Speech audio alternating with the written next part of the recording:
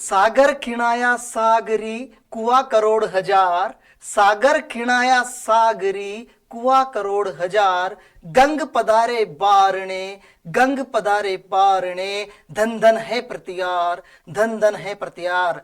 नमस्कार दोस्तों, राधे राधे, जय श्री कृष्णा, राम राम। मैं वीर सर डीएमवी क्लासेज में आपका हार्दिक अभिनंदन एवं स्वागत करता हूं।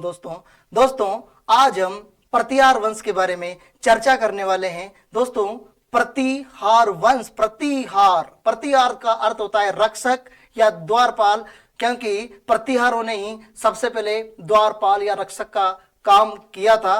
तो आज हम प्रतिहारों की चर्चा करने वाले हैं दोस्तों।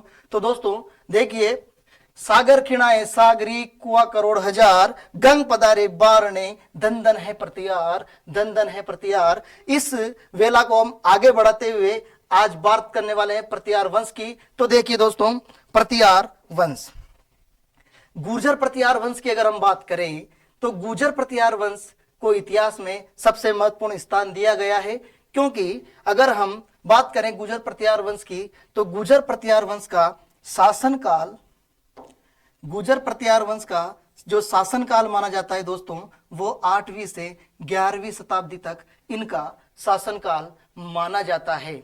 लेकिन दोस्तों अगर हम इनके बारे में अगर हम आगे पढ़ें तो 6ठी से 12वीं शताब्दी तक अरब आक्रमणकारियों के लिए बाधक का कार्य किया था, और ये आरसी मजूमदार के अनुसार कहा गया है। यानी ये दोनों ही परीक्षा में प्रश्न पूछे जा चुके हैं कि प्रतिहार वंश का शासनकाल कब से लेकर कब तक माना जाता है। तो ध्यान रखना, 8वीं से 11वीं शताब्दी के मध्य इनका शासनकाल माना जाता है, और इन्होंने 6ठी से 12वीं शताब्दी तक अरब आक्रमणकारियों के लिए एक बाधक का कार्य किया था दोस्तों अगर हम गुर्जर प्रतिहार वंश के शाब्दिक अर्थ की बात करें तो इसका अर्थ होता है द्वारपाल या रक्षक के नाम से इसे संबोधित किया गया है।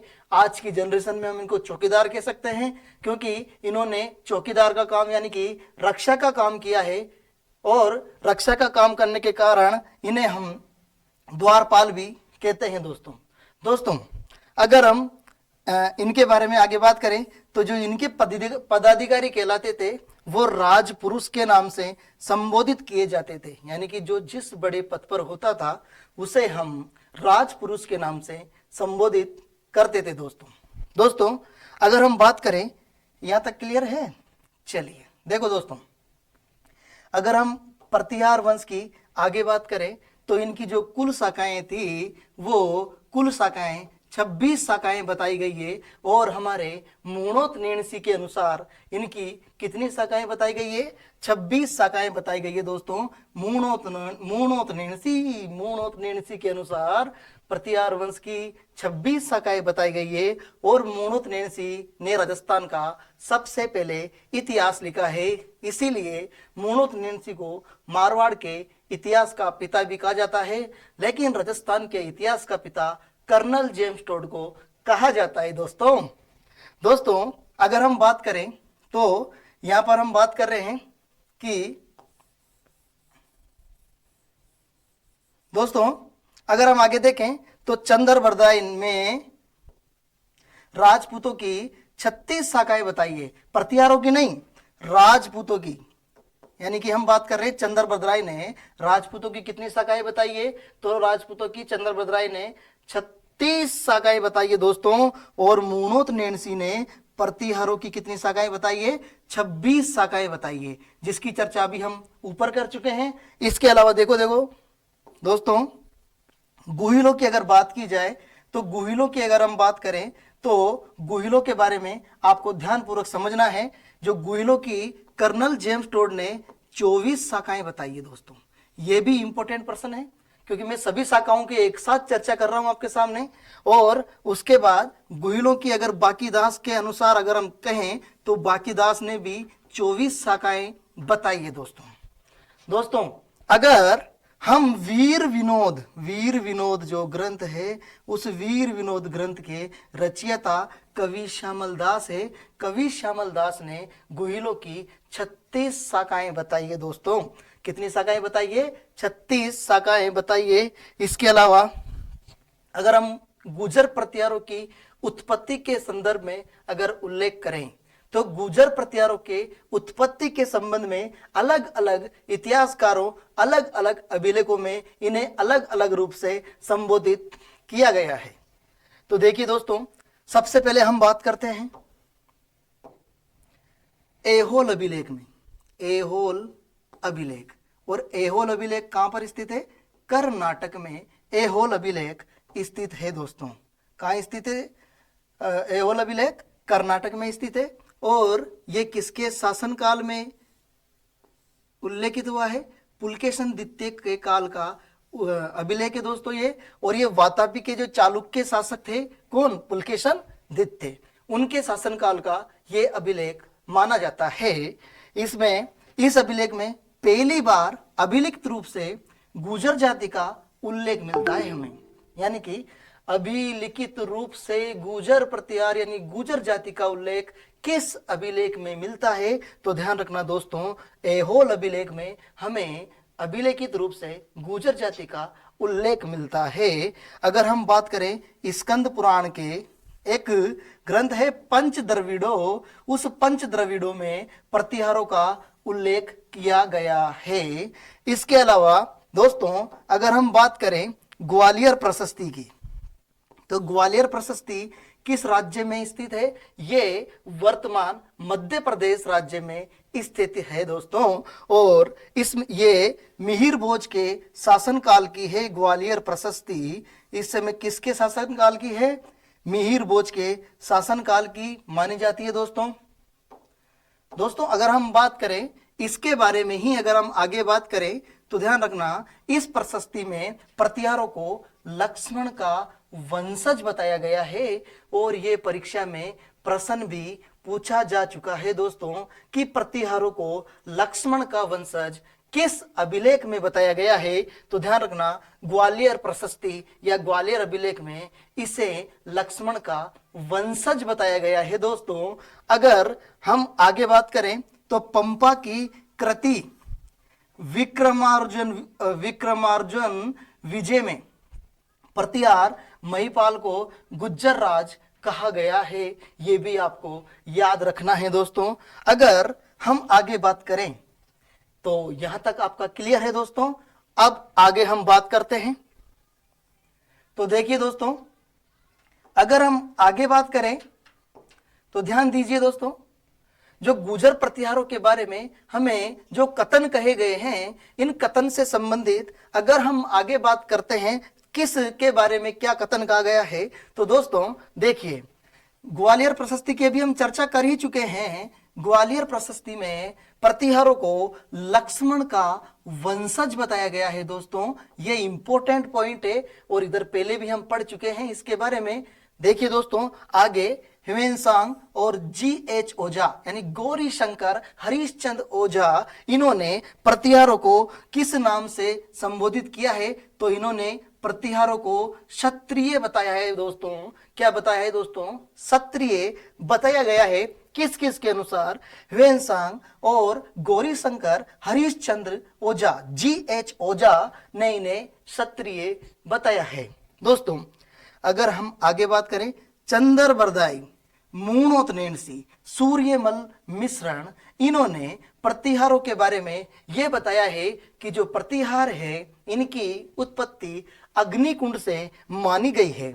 इन्होंने क्या बताया कि जो प्रतिहार हैं ये तो भाई अग्निकुंड से पैदा हुए हैं, अग्निकुंड से इनकी उत्पत्ति मानी गई है दोस्तों। अगर हम आगे बात करें, अरबी यात्री सुलेमान ने और अल मसूदी ने इन्हें जुर्ज कहा है। क्या कहा है दोस्तों? इन्हें जुर्ज कहा है। इसके बाद कर्नल जेम्स टोड ने इसे खजर जाति से उत्पत्ति मानी है कि जो प्रतिहार है इनकी उत्पत्ति खजर जाति से हुई है दोस्तों। ये खजर जाति यानी विदेशी एक जाति मानी जाती है, खजर जाति, इससे इनकी उत्पत्ति बताई है कर्नल जेम्स टोड ने। और इनके साथ एक और सहयोगी थे जिनका नाम है भंडारकर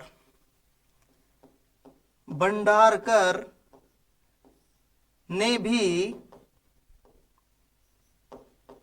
विदेशी माना है, विदेशी माना है। तो दोस्तों अगर हम बात करें तो भंडारकर ने विदेशी माना है, और कुछ इतिहासकार ये भी बोलते हैं कि जो भंडारकर है इन्होंने कहा था कि ये जो प्रतिहार है इनकी उत्पत्ति खजर जाति से मानी जाती है। कर्नल जेम्स टॉड और भंडारकर दोनों इनको विदेशी मानते हैं। दोस्तों अगर हम बात करें कनिंघम ने, अगर कनिंघम की बात की जाए तो कनिंघम साहब कहते हैं कि जो प्रतिहार है ये शको और यूचियो की संतान है। ये किसने कहा है? ये कनिंघम ने कहा है। दोस्तों यहां तक क्लियर है? अब आगे चलते हैं दोस्तों। तो दोस्तों अगर हम आगे बात करें तो देखिए और अलग अलग इतिहासकार, अल मसूदी ने प्रतिहारों को अल गुर्जर कहा है। दोस्तों क्या कहा है?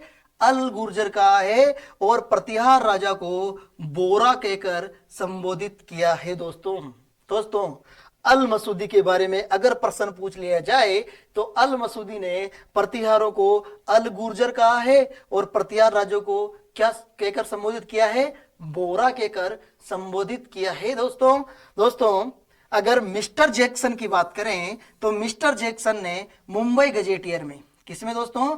मुंबई गजेटियर में गुर्जर को विदेशी माना है। यानी जो गुर्जर हैं उन गुर्जर को क्या माना है? विदेशी माना है। दोस्तों ये भी एक इंपॉर्टेंट पॉइंट है। अगर आप first grade, second grade, rate इनकी अगर तैयारी कर रहे हैं, पटवार, ग्राम सेवक इनकी अगर आप तैयारी कर रहे हैं तो ये आपके लिए महत्वपूर्ण पॉइंट है। दोस्तों सभी के सभी महत्वपूर्ण पॉइंट है।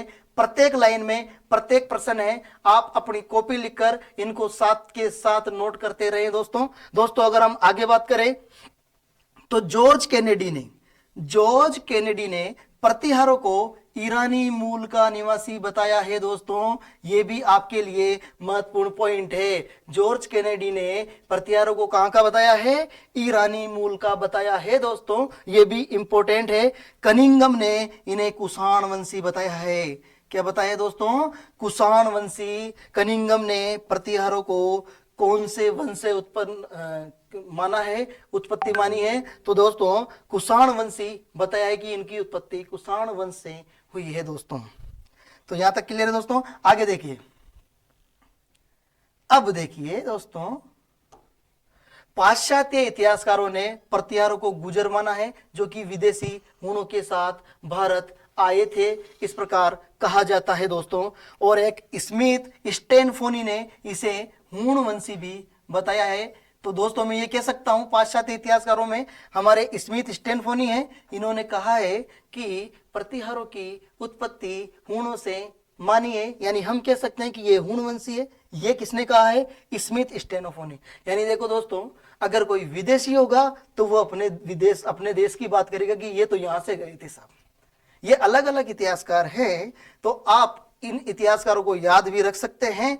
अब इनकी कोई ट्रिक्स तो नहीं है, लेकिन आप इनको जरूर याद रखना दोस्तों, क्योंकि आजकल इनमें से भी प्रश्न बनते हैं। तो देखिए दोस्तों एक प्रश्न परीक्षा में पूछा गया है जो आपके लिए वेरी वेरी मोस्ट साबित होगा। दोस्तों एक क्वेश्चन ये पूछा गया था कि निम्नलिखित में से वह कौन सा अभिलेख है, निम्नलिखित में से वह कौन सा अभिलेख है जिसमें प्रतिहारों को गुज्जर कहा गया है? यानी कि वह कौन सा अभिलेख है जिसमें प्रतिहारों को गुज्जर कहा है? तो दोस्तों इसकी सिंपल सी ट्रिक है, रानी देख गुज्जर आया, रानी देख गुज्जर आया, रानी देख गुज्जर आया। इसमें प्रतिहारों को गुज्जर कहा गया है। रानी यानी राघनपुर, राघनपुर में प्रतिहारों को गुज्जर कहा गया है। इसके अलावा दोस्तों यहां देखिए नी यानी नीलकुंड का जो अभिलेख है इसमें भी प्रतिहारों को क्या कहा गया है? गुज्जर कहा गया है। दोस्तों इसके अलावा देखिए दोस्तों दे यानी जो देवली है, इस देवली के जो अभिलेख है इसमें भी प्रतिहारों को गुज्जर कहा गया है। दोस्तों इसके अलावा देखो दोस्तों अगर हम आगे बात करें क यानी करड़ाह।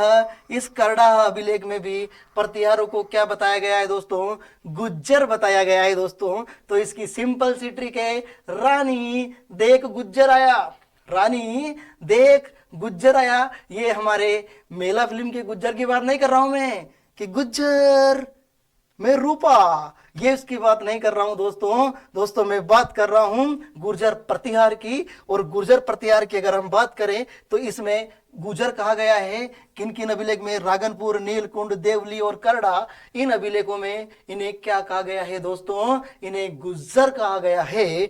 अब देखिए दोस्तों, आपसे प्रश्न एक और पूछ सकता है जो कि सिंपल सा प्रश्न है कि जो प्रतिहार हैं उन प्रतिहारों की कुल देवी कौन है? वो कौन सी मानी जाती है? प्रतिहारों की कुल देवी चामुंडा माता को माना जाता है। किसको माना जाता है दोस्तों? चामुंडा माता को प्रतिहारों की कुल देवी माना जाता है। यहां तक क्लियर है दोस्तों? चलिए आगे बात करते हैं दोस्तों। अगर हम प्रतिहारों की शाखाओं की बात करते हैं तो प्रतिहारों की एक शाखा थी मंडोर, और मंडोर को कहा जाता है कि ये सबसे प्राचीन शाखा मानी जाती है। और जब ये प्राचीन शाखा मानी जाती है तो इस मंडोर का जो प्राचीन नाम है, इस मंडोर का प्राचीन नाम क्या माना जाता है? इस मंडोर का प्राचीन नाम मांडव्यपुर था दोस्तों। मांडव्यपुर माना जाता है दोस्तों। इस मंडोर का प्राचीन नाम मांडव्यपुर था दोस्तों अगर हम आगे बात करें तो जालौर इनकी राजधानी रही है, इनकी दूसरे नंबर की शाखा रही है। इसके अलावा उज्जैन भी इनकी शाखा रही है दोस्तों। आगे हम चर्चा करेंगे, अलग अलग शाखाओं में अलग अलग प्रतिहारों की स्थापना हुई और अलग अलग शासकों ने निरंतर वहां काम किया, अपना साम्राज्य बनाया, उसकी चर्चा हम आगे करेंगे दोस्तों। देखिए दोस्तों, अगर हम आगे बात करें तो प्रतिहार वंश की वंशावली की आज शुरुआत करते हैं। तो प्रतिहार वंश की अगर वंशावली की शुरुआत में हम देखें तो हमारा जो प्रथम नंबर का जो शासक आता है उसका नाम है हरिश्चंद्र। क्या आता है दोस्तों? हरिश्चंद्र की हम बात करते हैं दोस्तों अगर हरिश्चंद्र की बात की जाए तो हरिश्चंद्र के बारे में ये जो पहला पॉइंट है, ये पहला पॉइंट ही परीक्षा में पूछा जा चुका है दोस्तों। परीक्षा में प्रश्न पूछा गया था, निम्नलिखित में से रोहिला दी किस शासक को कहा गया है? तो रोहिला दी ये हरिश्चंद्र को कहा गया है। ये परीक्षा में प्रश्न पूछा गया है दोस्तों। तो देखिए दोस्तों, अगर हम इसके उपनाम की बात करें, हरिश्चंद्र को रोहिलाद्दी के नाम से भी संबोधित किया गया है दोस्तों। और अगर हम इनकी उपाधि या अन्य नाम की बात करें तो हरिश्चंद्र को प्रतिहारों का मूल पुरुष या प्रतिहारों का आदि पुरुष भी इसे कहा गया है। प्रतिहारों का आदि पुरुष, प्रतिहारों का गुरु भी इसे कहा गया है दोस्तों।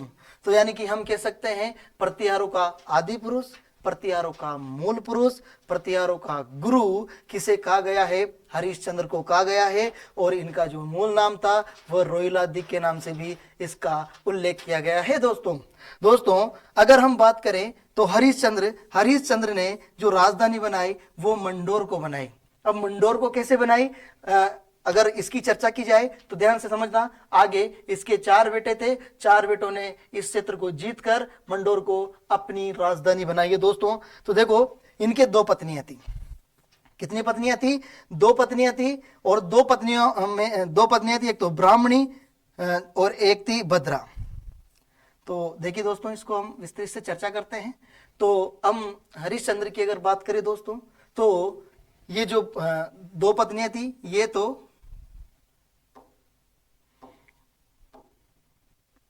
दोस्तों ये ब्राह्मण कुल से थी, और ये जो भद्रा थी ये क्षत्रिय कुल से थी दोस्तों, क्षत्रिय कुल से थी। तो कहा जाता है दोस्तों कि भद्रा के कोई संतान नहीं थी, ब्राह्मणी के कोई संतान नहीं थी, और जो भद्रा है, भद्रा के 4 पुत्र उत्पन्न हुए दोस्तों, और 4 पुत्र भोगभट, कदक, रज्जिल और दह। कहा जाता है कुछ इतिहासकारों के अनुसार ये जो 4 पुत्र थे, इन चारों पुत्रों में से सबसे प्रतापी शासक रज्जिल को बताया गया है, कुछ इतिहासकार कहते हैं, और कुछ ये भी कहते हैं कि इन चारों में सबसे बड़ा बेटा रज्जिल था। अब रज्जिल बड़ा था तो उनमें प्रतापी राजा भी यही था।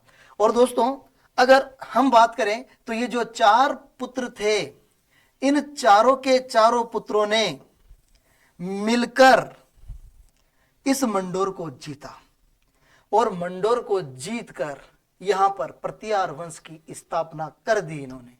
और प्रतिहार वंश की इन्होंने जब स्थापना की तो मंडोर इनके अधिकार क्षेत्र में आ गया, और मंडोर इनके अधिकार क्षेत्र में आने के बाद यहां पर इन चारों में जो शासक बनता है वो रज्जिल बनता है, क्योंकि रज्जिल बड़ा बेटा था दोस्तों।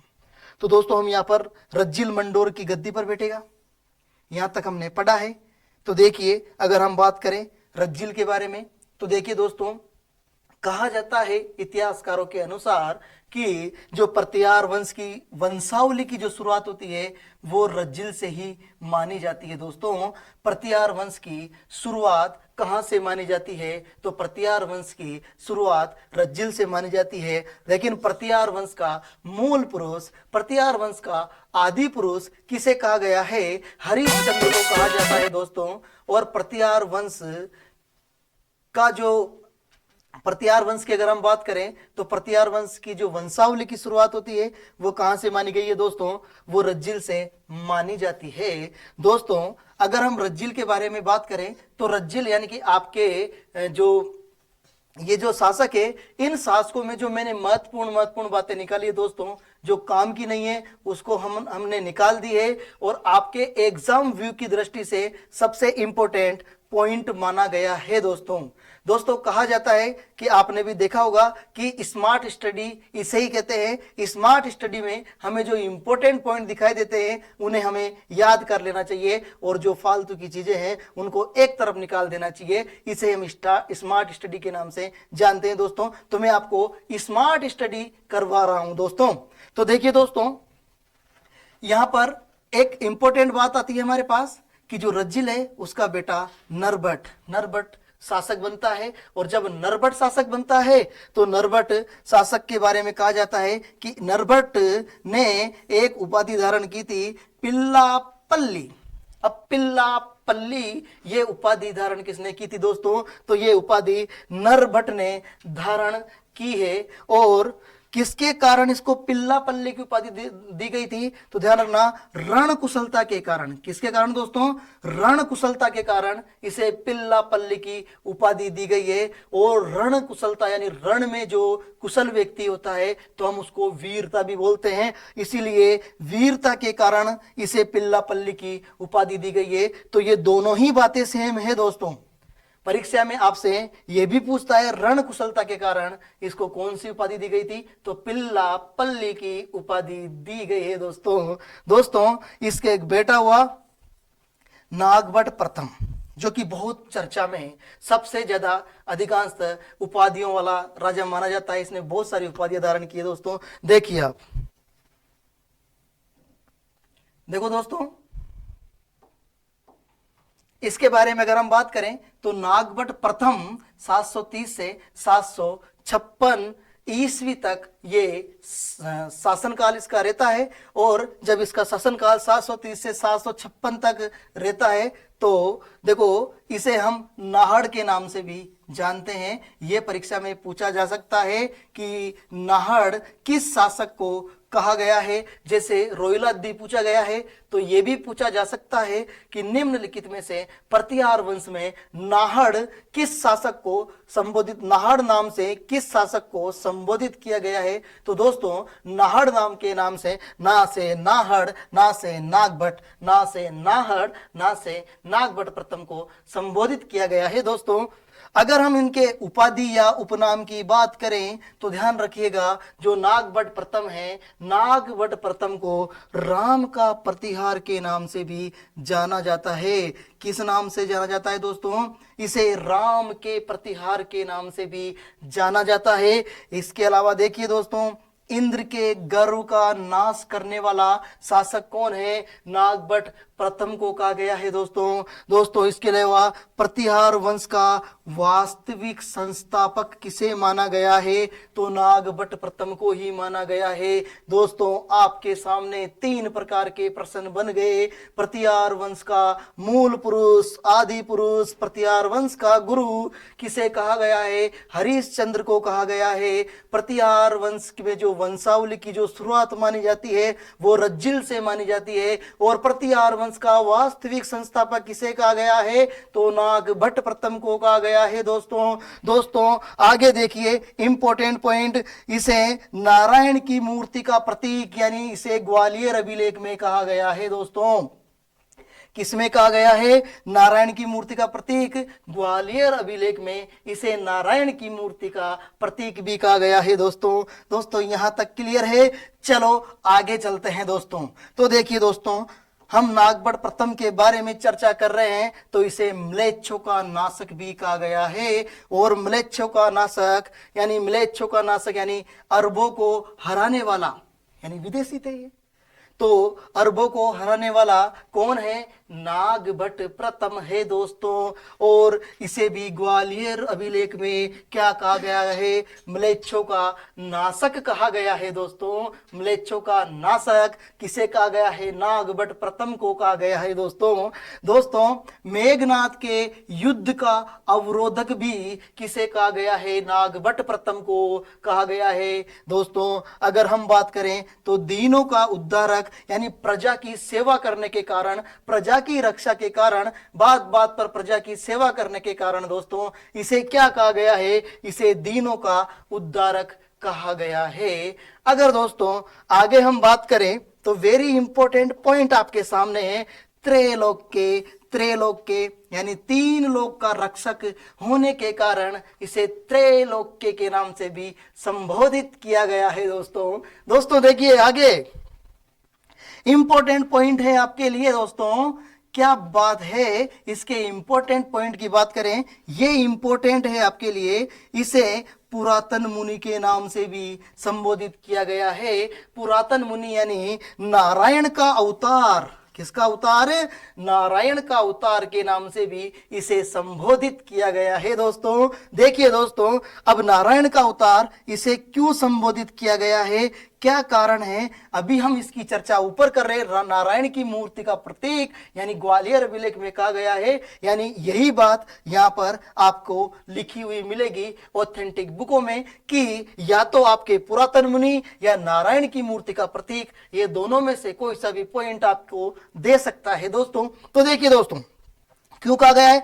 अरब सेना को सिंधु नदी के पश्चिम में खदेड़ने का काम किया था इन्होंने, तो ये आपके लिए इंपॉर्टेंट है। और इंपॉर्टेंट तो है ही सही, ये फर्स्ट ग्रेड के एग्जाम में पूछा गया प्रश्न भी है। दोस्तों ये प्रश्न पूछा गया था कि निम्नलिखित में से प्रतिहार के किस शासक ने अरबों को सिंधु नदी के पश्चिम में खदेड़ने का काम किया? तो वो है नागभट्ट प्रथम। दोस्तों नागभट्ट प्रथम ने सिंधु नदी के पश्चिम तक इनको खदेड़ दिया था। इस विजय के कारण इनको ये भी कहा गया है पुरातन मुनि।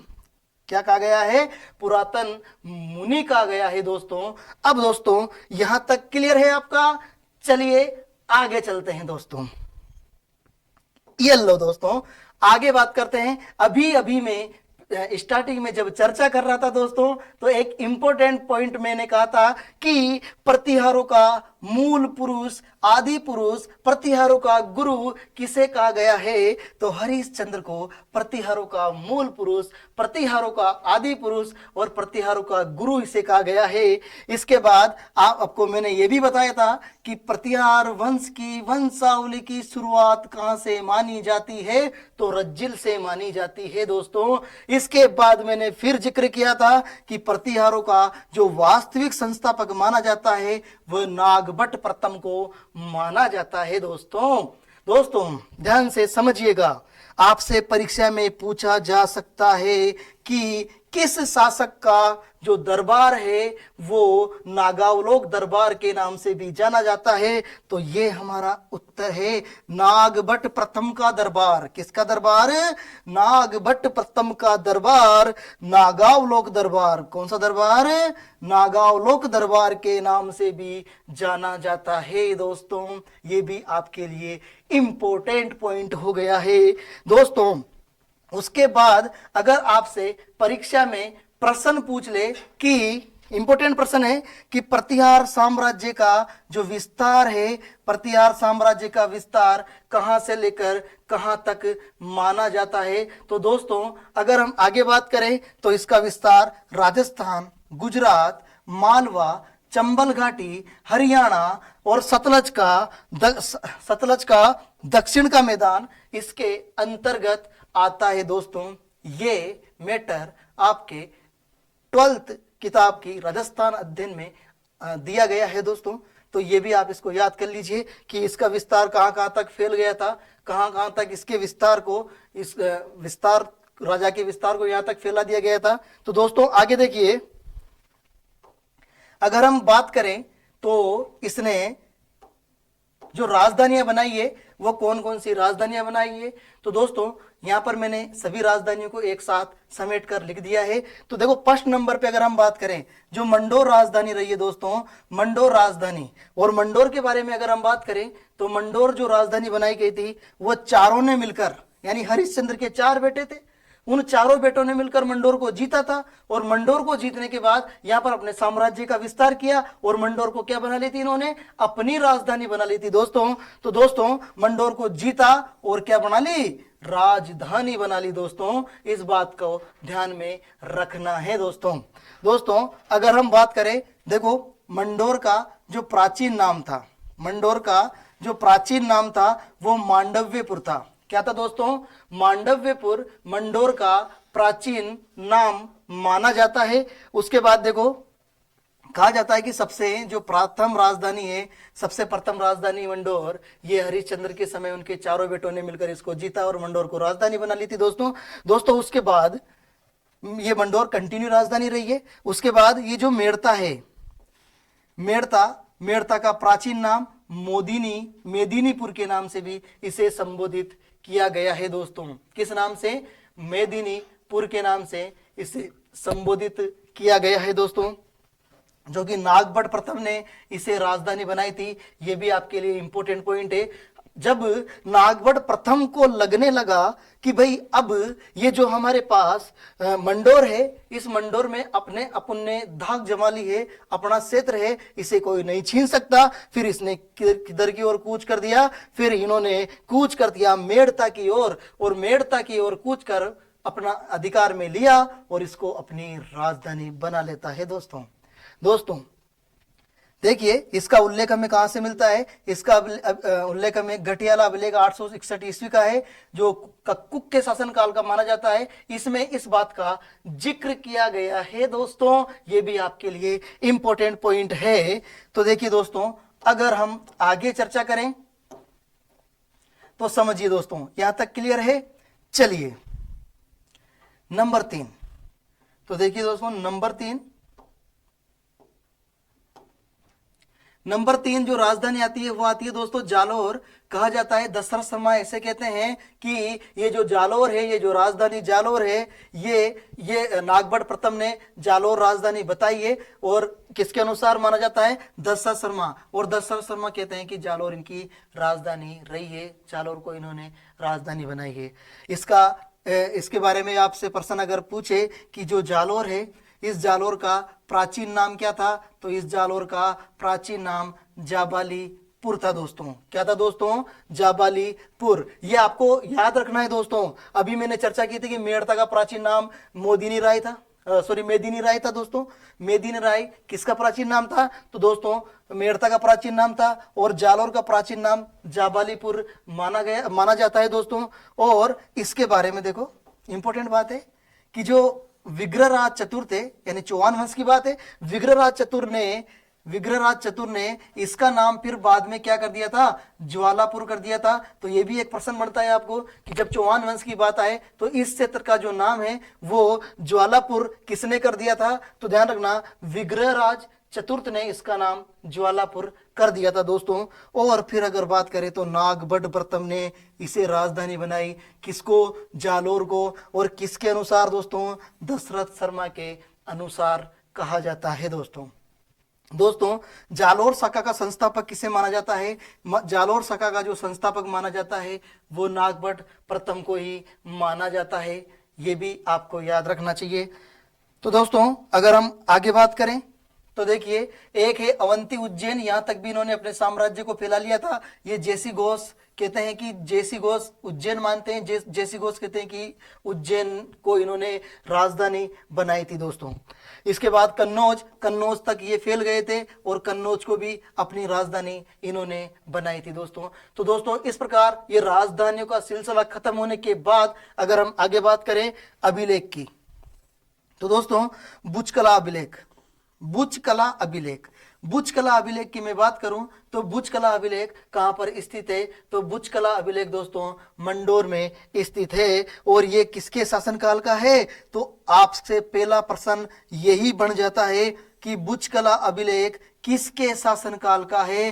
तो ध्यान रखना दोस्तों, ये बुच कला अभिलेख नागभट्ट प्रथम के शासनकाल का माना जाता है दोस्तों अगर हम आगे बात करें तो ध्यान से समझिए, नोट लगा के मैंने एक बात लिखी है। जो भीनमाल है, भीनमाल यानी जालोर में, आज वर्तमान भीनमाल जालोर में है, और इसका जो प्राचीन नाम है ये श्रीमाल है। ये भी एक तरीके से आपके लिए इंपॉर्टेंट है कि जो भीनमाल था उसका प्राचीनतम नाम, भीनमाल का भी प्राचीन नाम क्या था? तो भीनमाल का भी प्राचीन नाम भीनमाल श्रीमाल। तो भीन के आगे श्री लगा दो, भीनमाल श्रीमाल इसका प्राचीन नाम माना जाता है दोस्तों अगर हम आगे बात करें तो इसका जो उल्लेख मिलता है हमें वो 1170 ईस्वी में इस बात का उल्लेख मिलता है। और इसके बारे में इंपॉर्टेंट बात ये है भीनमाल के बारे में कि जो ह्वेनसांग ने इसे पीलो भोलो कहा है। इस क्षेत्र को क्या नाम दिया? भीनमाल को पीलो भोला, और गुजर प्रतिहार वंश को कुचेलो यानी गुजर प्रदेश कहा है दोस्तों। ये भी आपके लिए इंपॉर्टेंट है। जो भीनमाल में दो हमारे ह्वेनसांग आए थे, और ह्वेनसांग जो आए थे इन्होंने इसे तो पीलो भोलो कहा, और गुजर प्रतिहार जो वंश है इसको कुचेलो यानी गुजर प्रदेश कहकर संबोधित किया है दोस्तों अगर हम नागभट्ट के यौद्धिक विषय की बात करें, यहां तक क्लियर है दोस्तों? चलिए आगे चलते हैं दोस्तों। आप साथ के साथ इनको पेन कॉपी लेकर उतारते रहे। मैं आपको बार बार इसलिए याद दिला रहा हूं क्योंकि ये आपके लिए बहुत इंपॉर्टेंट पॉइंट है, क्योंकि प्रतिहार वंश सबसे महत्वपूर्ण टॉपिक माना जाता है। इसमें से 1 से लेकर 2 प्रश्न बनने की संभावना रहती है दोस्तों। हर एग्जाम में ये प्रश्न, इस टॉपिक से प्रश्न पूछे जाते हैं दोस्तों। तो देखिए दोस्तों, नागभट्ट प्रथम के यौद्धिक विषय, इसके समय में कौन कौन से युद्ध लड़े गए हैं दोस्तों, तो ये आपको याद रखना है। तो इंपॉर्टेंट बात है दोस्तों कि जो नागभट्ट प्रथम है इन्होंने अरबों के विरुद्ध आक्रमण किया था दोस्तों। और देखिए इंपॉर्टेंट, कितना इंपॉर्टेंट, इसकी प्रत्येक लाइन में जो प्रश्न बनेगा मैं आपको बताता हूं। ये माध्यमिक शिक्षा बोर्ड किताब में आपको देखने को मिलेगा। ये अरबों के विरुद्ध जब इन्होंने आक्रमण किया दोस्तों, तो देखो नागभट्ट प्रथम ने अरब सेना को सिंधु नदी के पश्चिम में खदेड़ने का काम किया, जिसका जिक्र हम पहले भी कर चुके हैं दोस्तों। ये इंपॉर्टेंट है कि कौन सी नदी के पश्चिम में खदेड़ने का काम किया? सिंधु नदी के पश्चिम में खदेड़ने का काम किया। इसके बाद देखो, जब इन्होंने सिंधु नदी के पश्चिम में इनको खदेड़ने का काम किया, उस समय किस शासक ने इनका साथ दिया था दोस्तों? तो ध्यान रखना, राष्ट्रकूट राजा दंती दुर्ग ने भी अरबों के विरुद्ध नागभट्ट प्रथम का साथ दिया था। तो आपके लिए इंपॉर्टेंट प्रश्न बन गया दोस्तों कि किस वंश का जो शासक था। पहला प्रश्न तो ये हो गया कि राष्ट्रकूट वंश ने कि इसका साथ दिया था, और राजा का नाम पूछ ले तो राजा का नाम था दंती दुर्ग। दंती दुर्ग ने भी अरबों के विरुद्ध नागभट्ट प्रथम का क्या दिया था दोस्तों? साथ दिया था दोस्तों। और इन दोनों ने इस सफलता प्राप्त करने के बाद, जब इन्होंने सफलता प्राप्त कर ली, सफलता प्राप्त करने के बाद किस नगरी में, यह भी एक प्रश्न बन गया, उज्जैन नगरी में दोस्तों, उज्जैन नगरी में इन्होंने क्या किया था? ध्यान से समझिए। उज्जैन नगरी में हिरण्यगर्भ महादान समारोह का आयोजन किया दोस्तों। किसका आयोजन किया? हिरण्यगर्भ महादान समारोह का आयोजन किया। और जब हिरण्यगर्भ महादान जो समारोह था, इनका जब आयोजन किया इन्होंने, कहां पर किया दोस्तों? उज्जैन में किया दोस्तों। कहां किया दोस्तों? उज्जैन में किया। ये आपके लिए इंपॉर्टेंट है। तो मैंने आपको इसमें 3-4 चीजें बताई कि अरब सेना को कहां तक खदेड़ दिया था? सिंधु नदी के पश्चिम तक, पहला प्रश्न हो गया। उसके बाद जब इन्होंने सिंधु नदी के पश्चिम तक खदेड़ा, तो फिर उसके बाद किस वंश ने साथ दिया? राष्ट्रकूट वंश ने। और राष्ट्रकूट वंश के किस शासक ने साथ दिया दोस्तों? दंती दुर्ग ने। और फिर इन दोनों ने यहां पर विजय प्राप्त करने के बाद फिर कहां चले गए? ये उज्जैन नगरी में। और उज्जैन नगरी में फिर क्या किया इन्होंने? हिरण्यगर्भ महादान समारोह का क्या किया दोस्तों? आयोजन किया था। अब देखिए दोस्तों, फिर आगे चलते हैं, हम नागभट्ट प्रथम के बारे में चलते हैं। यहां तक क्लियर है? चलिए आगे चलते हैं। नागभट्ट प्रथम की 2 रानियां थी दोस्तों। कितनी रानियां थी? नागभट्ट प्रथम की 2 रानियां थी। सॉरी दोस्तों हम आगे बात करते हैं। नागभट्ट प्रथम की जो रानी थी जज्जिका देवी, और जज्जिका देवी से 2 संतानें उत्पन्न हुई थी। माफी चाहता हूं, मैंने 2 रानियां बोल दी। तो आप इसको क्या पढ़ेंगे? नागभट्ट की एक रानी थी जज्जिका देवी दोस्तों, और जज्जिका देवी से 2 पुत्र हुए थे दोस्तों। कितने पुत्र हुए थे? 2 पुत्र हुए थे दोस्तों। और जब 2 पुत्र हुए तो 2 पुत्रों के नाम थे, एक तो तात और एक भोज दोस्तों। तात और भोज, जज्जिका देवी से 2 पुत्र हुए और उनका नाम था तात और भोज। देखो दोस्तों, इनके नाम में देखिए इंपॉर्टेंट बात आपको मिलेगी। ये जो तात था, ये तात तो धार्मिक और गुणी राजा था दोस्तों। अब मान लीजिए कोई धार्मिक प्रवृत्ति का है, तो धार्मिक प्रवृत्ति का तो धार्मिक प्रवृत्ति में ही ध्यान रखेगा। तो फिर आगे देखिए दोस्तों, हुआ क्या? जो भोज है, दूसरा बेटा, तो ध्यान रखना, ये बड़ा ये छोटा। तो तात ने अपना साम्राज्य छोटे भाई भोज को देकर मंडोर चले गए। कहां चले गए? मंडोर। और वहां जाकर क्या करने लग गए दोस्तों? तपस्या करने लग गए। तो हमने अभी चर्चा की, तो धार्मिक प्रवृत्ति का व्यक्ति था। तो जब धार्मिक प्रवृत्ति का व्यक्ति था तो धार्मिक ही बातें करेगा। तो वो धार्मिकता में चले गए और उस अपना साम्राज्य किसको संभला गए? ये भोज को दोस्तों। इनके बाद इनके बीच में 2-3 शासकों की वंशावली भी देखने को मिलती है। हमारे लिए वो इंपॉर्टेंट नहीं है, लेकिन फिर भी हम बात करें। उसके बाद देखो, इनके बाद 1-2 शासकों को छोड़कर शिलुक के बाद इनका पुत्र जोट के बाद बिलादित्य के बाद कक। दोस्तों ये शासक बनते हैं क्रमानुसार। और फिर ध्यान से समझना, कक के जो पिता है वो कौन थे? बिलादित्य। कौन थे? बिलादित्य। और फिर हम बात करें, इससे हमारे को एक क्वेश्चंस बनते हैं, तो इंपॉर्टेंट है। अब कक के 2 रानियां थी दोस्तों। कितनी रानियां थी दोस्तों? 2। एक तो है पद्मिनी दोस्तों। कक की कितनी रानियां थी? 2, जिसमें एक का नाम था पद्मिनी। और पद्मिनी के बारे में कहा जाता है कि इनसे एक पुत्र बाउक हुआ है दोस्तों। क्या? कौन सा पुत्र हुआ? बाउक। इनसे एक पुत्र हुआ दोस्तों। और इनके पिता के निधन के बाद बाहुक राजा बना, यानी कक के निधन के बाद कौन राजा बनता है? बाहुक ही राजा बनता है। और जब ये राजा बनता है तो उसे एक युद्ध का सामना करना पड़ता है दोस्तों, जिसे कहा गया है भुआकूप का युद्ध। किसका युद्ध दोस्तों? भुआकूप का युद्ध। यह बाहुक किन किन के मध्य होता है? ये होता है बाहुक और मयूर के मध्य ये युद्ध माना जाता है दोस्तों। किन किन के मध्य, ध्यान रखना दोस्तों, बाहुक और मयूर के मध्य ये युद्ध माना जाता है। इन दोनों के मध्य युद्ध हुआ और जिसमें विजय बाहुक की मानी जाती है। हम कह सकते हैं बाहुक विजय हुआ, या ऐसे भी हम कह सकते हैं कि इसमें जो विजय हुई, विजय किसकी हुई दोस्तों, अगर हम इसको यहां ना लिखें और हम इसको यहां लिखें तो विजय किसकी होती है दोस्तों, बाहुक की विजय मानी जाती है दोस्तों। ये भी आपके लिए एक इंपॉर्टेंट पॉइंट बनता है दोस्तों। अगर हम आगे चर्चा करें तो देखो, एक शिलालेख है कोट का शिलालेख, और ये जो कोट का शिलालेख है ये कब का है, 837 ईस्वी का, और ये 837 ईस्वी का शिलालेख है। ये किसके शासनकाल का है, तो ये बाहुक के शासनकाल का माना जाता है दोस्तों। ये भी आपके लिए इंपॉर्टेंट पॉइंट है दोस्तों। दोस्तों अगर हम दूसरी पत्नी की बात करें तो ये जो दूसरी पत्नी है उसका नाम था दुर्लभ देवी। दुर्लभ देवी इनकी दूसरी पत्नी थी दोस्तों। और जब दुर्लभ देवी की बात आती है तो दुर्लभ देवी से कक्कुक का जन्म हुआ है दोस्तों। किसका जन्म हुआ है, कक्कुक का जो जन्म हुआ है वो किससे माना जाता है, दुर्लभ देवी से कक्कुक का जन्म हुआ है। और बाहुक के निधन के बाद कौन राजा बनता है दोस्तों, कक्कुक ही राजा बनता है दोस्तों। दोस्तों यहां तक क्लियर है, चलिए आगे मैं आपको एक एक पॉइंट लेकर चल रहा हूं दोस्तों, जो कि बहुत इंपॉर्टेंट है आपके लिए।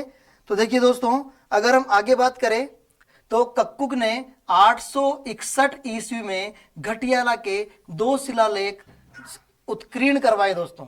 कितने शिलालेख उत्कीर्ण करवाए, 2 शिलालेख उत्कीर्ण करवाए हैं दोस्तों, जिसमें अंतिम श्लोक कक्कुक ने रचा था, ऐसा कहा जाता है। अंतिम श्लोक किसने रचा था, कक्कुक ने अंतिम श्लोक को रचा था दोस्तों। उसके बाद देखिए कक्कुक ने मंडोर और रोहिंग सूप में विजय स्तंभ बनवाया है दोस्तों। रोहिंग सूप में, रोहिंग सूप कहा जाता है, घटियाला को ही कहा जाता है, रोहिंग सूप में विजय स्तंभ बनवाए दोस्तों। उसके बाद देखो, मंडोर लेख के अनुसार 12वीं शताब्दी के मध्यकाल तक मंडोर पर प्रतिहार के स्थान पर चौहानों का प्रभुत्व स्थापित हो गया था। यह भी इंपॉर्टेंट है दोस्तों। और अगर हम बात करें तो ऐसा कहा जाता है कि जो इंदिरा शाखा के प्रतिहारों ने अपना राज्य राठौड़ शासक राव चूड़ा को किसमें दे दिया था दोस्तों, दहेज में दे दिया था। किसमें दे दिया था, दहेज में दे दिया था। इस प्रकार ये शासन काल इसके यही समाप्त हो जाता है इनका। और फिर हम बात करते हैं इस शाखाओं में, तो यही समाप्त हो जाता है दोस्तों। अगर हम आगे बात करें तो कहा जाता है कक्कुक के शासनकाल का घटियाला शिलालेख। तो देखो दोस्तों, घटियाला शिलालेख कहां पर स्थित है, जोधपुर में स्थित है। ये कब का है, 861 ईस्वी का है। और लिपि पूछे तो ब्राह्मी लिपि में ये माना जाता है, ब्राह्मी लिपि में लिखा गया है दोस्तों। और इसके जो लेखक है वो मंग है। कौन है दोस्तों, मंग। और इस पर उत्कीर्ण करवाया था कसरणेश्वर ने, इसको उत्कीर्ण करवाया था। और शासक कौन था, कक्कुक के शासनकाल का है, कक्कुक के शासनकाल का ये माना जाता है दोस्तों। अगर हम इसके आगे की चर्चा करें, ये इसी का अभिलेख है, ध्यान रखना, घटियाला अभिलेख। इसके बारे में क्या क्या उल्लेख किया गया है, इसमें से 3 बार प्रश्न पूछे गए हैं दोस्तों। कितनी बार, 3 बार प्रश्न पूछे गए हैं। एक बार तो ऐसे ये जो ऑप्शन दे रखे, ये जो पॉइंट दे रखे हैं, इनमें से 3 पॉइंट देकर एक चौथा पॉइंट अलग से दे दिया गया था। ये भी आप देखना एग्जामों में प्रश्न पूछा गया है। अब इसके बारे में देखो, तात्कालीन जैन मंदिर में पूजा व सेवा का कार्य करते थे ये, ऐसा उल्लेख है। और मग जाति, कौन सी जाति, मग जाति के ब्राह्मणों का उल्लेख किसके अंतर्गत आता है, तो घटियाला अभिलेख के अंतर्गत ही आता है दोस्तों। इसके अलावा मंडोर के प्रतिहारों की जो जानकारी किस अभिलेख में मिलती है, तो हमें इसी अभिलेख में देखने को मिलती है दोस्तों। इसके बाद तीसरा, इस वंश का इंपॉर्टेंट पॉइंट आदि पुरुष हरिश्चंद्र को बताया गया है, तो वो भी इसी अभिलेख में बताया गया है दोस्तों। ऐसा कहा जाता है कि जो नागभट्ट ने राजधानी मंडोर से मेड़ता, कहां पर, मेड़ता स्थानांतरित की थी, उसका उल्लेख भी हमें इस अभिलेख में ही मिलता है दोस्तों। ये भी आपके लिए इंपॉर्टेंट पॉइंट हो गया है। इसके अलावा देखो, ये 4 अभिलेखीय अभिलेखों का समूह है, ये भी परीक्षा में पूछा गया है।